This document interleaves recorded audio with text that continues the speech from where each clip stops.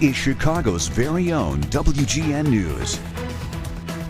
Wisconsin's Marquette University Law School poll just released a new survey on the public's view of President Trump's first weeks in office, and there are mixed views so far. Dr. Charles Franklin, the director of the Marquette Law School poll, joins me now. Thank you so much for joining us, and I'd love to join you because you always have good information. First of all, this latest poll, it's fairly recent, right? Yes, we did this January 27th to February 5th. So we went in the field a week after Trump took office.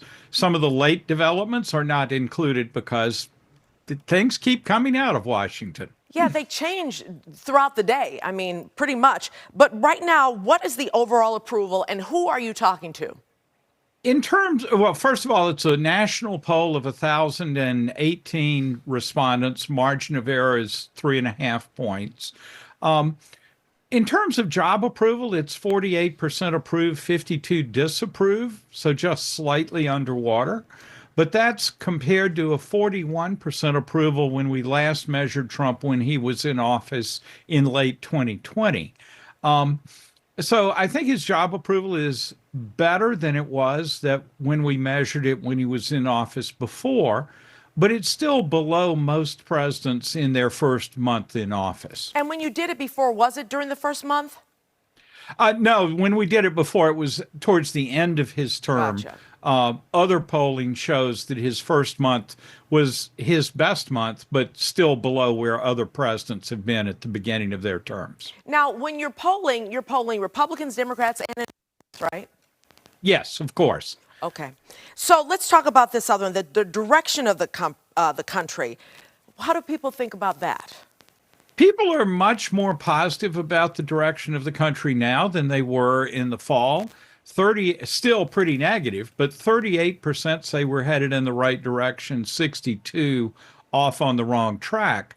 But in December, that was just 25% right direction. And in October, before the election, only 20% right direction.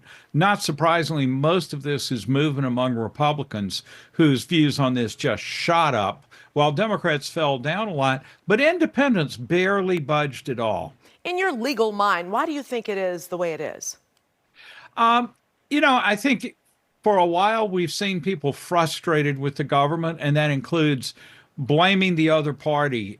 So when Biden was president, Democrats blamed the Republican Congress for not, or the Republican House for not going along with him. Here in the Trump administration, I imagine we'll see Republicans blaming Democrats for not going along. But this has been a pattern for the last decade of pretty negative views about how the country's doing, not just during the Trump years or just during the Biden years.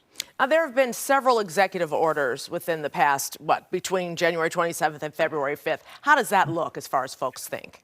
People are interestingly divided on that. We asked about 8 of those orders. 4 of them had strong approval, 59% up, and 4 of them had strong negative views, opposition.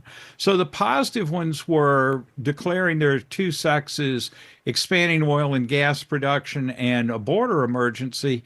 And on immigration, 60% support deportations of people in the country illegally. But when we add to that, including those who've been here for a long time and have no criminal record, support drops to just 43%. We've been monitoring this for 10 months now, and this has been a typical pattern that support for deportation is high if you don't say anything more about it.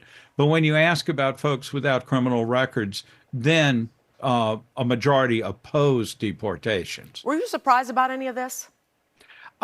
In some ways, yes, in some ways not. President Trump raised 2 things once he was inaugurated that we hadn't heard before, taking back the Panama Canal and changing the name of the Gulf of Mexico.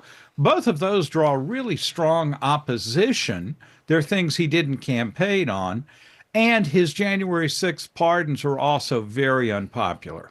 This is January 27th through February 5th, so things could change next week, next month, and we'll check back in with you. Thank you. Thank you.